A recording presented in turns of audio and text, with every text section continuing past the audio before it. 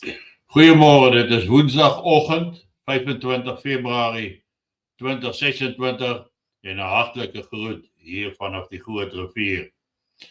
Terwyl die meeste aandag steeds gefokus is op die Midde-Ooste, die magsopbou van die FSA en Israel en Iran wat adamant bly dat hulle nie sal wegdoen met hulle ballistiese missiele nie en dat hulle sal voortgaan met hulle Iran verrykingsprogram. Dis ook net interessant om te sien dat net verlede jaar in Junie 2025 het Trump verklaar dat Iran se sleutel kernfasiliteite is met daardie Operation Midnight Hammer is dit vernietig in totaliteit. Nou is dit Februarie 2026 en dan sien ons dat van die Amerikaners daardie ambassadeur in Israel, Huckabee, nou die stelling maak dat Iran is net 'n week weg daarvan om 'n kernwapen te vervaardig. Nou, dit is nou al iets wat aankom seker solank as wat daar kernwapens is en dit is altyd Iran is op die punt om 'n kernwapen te vervaardig en daarom moet hulle vernietig word want as Iran oor 'n kernwapen beskik, dan sal hy vir Israel definitief vernietig. En dit is wat altyd gesê is en steeds gesê word. Maar met hierdie fokus op die Midde-Ooste en die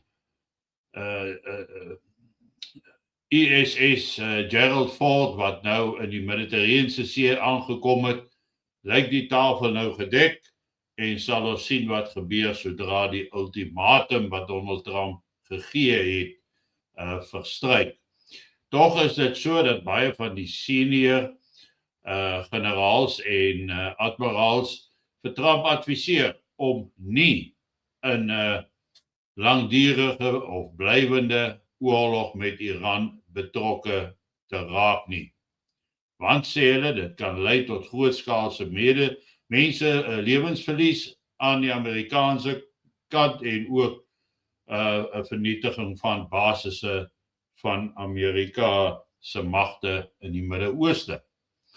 Maar terwyl dit nou die groot aandag trek, is daar ander goed wat na vore kom. Nou, baie van julle sal onthou dat toe ek destyds net na die uitbreek van die Russies-Oekraïense oorlog het ek gewaarsku dat een of ander tyd kan ons 'n valsvlag operasie verwag waar 'n kernwapen afgesit word met die doel om Rusland te impliseer. Dit wil nou lyk asof dit inderdaad tans aan die gebeur is. En die Russiese SVR het nou 'n aankondiging gemaak, dis op verskillende kanale, ek het dit bevestig dat dit nie net van 1 of 2 of 3 bronne afkom nie, maar van baie bronne, waar hulle dan nou sê dat Londen en Parys, dis nou Keir Starmer en Macron, vir Kiev met 'n kernwapen gaan voorsien. Maar hulle gaan van die pagte apart insmokkel sodat hulle kan sê dat Oekraïne het hulle eie kernbom ontwikkel en gebou. En dit sê hulle moet dan gebruik word om vir Kiev in 'n beter posisie te plaas vir hulle onderhandelinge met die Russiese regering. Of as dit afgesit word, het sy binne Oekraïne en selfs dalk ergens oor die grens in Rusland, dan beteken dit die wêreld word onmiddellik in 'n kernoorlog gedompel en dit weet ons nou al dat die gemiddelde leier in die weste, en ek praat hier van Starmer en Macron, hulle wil 'n oorlog hê want om een of ander rede glo hulle dat hulle vir Rusland kan oorwin in sodanige oorlog. 'n Land met 300 en iets kernwapens, dis nou Frankryk, teenoor 'n land met oor die 6000 kernwapens. En mense dink nie en hulle besef nie wat die gevolge van sodanige oorlog kan wees nie. Aan die ander kant, in die Midde-Ooste waarsku Netanyahu dat hy beoog om Iran totaal en al te vernietig. Hy kon dit nie regkry in die 12 dae oorlog nie. So, hoe gaan hy dit anders doen indien dit nie vir 'n kernwapen sal wees nie? So ons sit nou hier met twee akute kernwapenbedreigings in die wêreld. Rusland en Oekraïne en dan tussen Israel, VSA teenoor Iran sit ons weer met 'n kernwaarskuwing. Nou dit dui op niks goeds nie. Ons kan eintlik kyk en dan sien en verstaan dat alle kernooreenkomste wat daar bestaan het en die bietjie wat daar nog steeds bestaan, met ander woorde, daardie internasionale ooreenkomste dan oortree sal word. So dit maak 'n groot gedoente tans. En ja, mens weet nie wat daar alles gesê word nie, maar dit is tog 'n paar rooi ligte wat flits van goed wat kan gebeur. En wat dan 'n invloed uiteindelik op ons hier aan die suidpunt van Afrika gaan hê.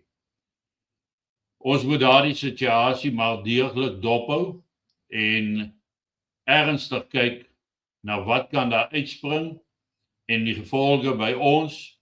Dit is belangrik dat ons onsself moet voorberei vir die ergste, want indien hulle in 'n kernoorlog betrokke gaan raak, gaan ons nie direk geraak word deur sodanige kernoorlog in die noordelike halfrond nie, en in die Midde-Ooste nie, maar die indirekte invloed, soos brandstofbeskikbaarheid, pagte, materiale en so aan, dit gaan geweldig beïnvloed raak deur so kernoorlog. En dit gaan die situasie in Suid-Afrika meer onstabiel maak.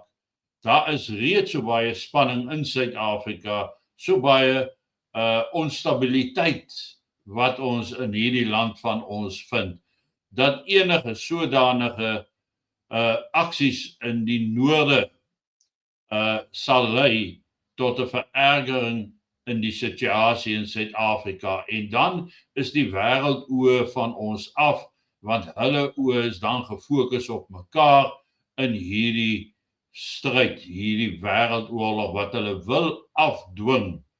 En ons weet dat die geldmagte se enigste oorlewing lê daarin om 'n wêreldoorlog af te dwing.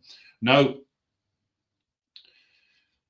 so 'n wêreldoorlog van die oë van ons af weg hier in Suid-Afrika, en dan sal ons sien hoe daar sonder enige vrees vir inmenging sal daar op ons neergedaal word. En dis daarvoor wat ons onsself derentyd gereed moet hou. Elke dag is 'n ekstra dag wat ons kan spandeer om te sorg dat ons staande bly op die lange duur. Geniet vanoggend jou kondensmelk koffie en ek wil julle herinner dat ek môre aand met die Bosberaad 'n baie spesiale gas gaan hê, en dis Dan Rood, skrywer, uitgewer en politieke kommentator. Ons weet dat Dan Rood bly in Praag, besoek egter Suid-Afrika baie gereeld, en môre aand gaan ons met hom praat. En die rede hoekom ek met Dan gesels het om op te kom, is omdat hy sê die Afrikaners are rats in the English laboratory. En dis baie interessant wat hy daar sê, en ek dink ons moet kyk na wat is die ander sienings oor wat alles aan die gebeur is.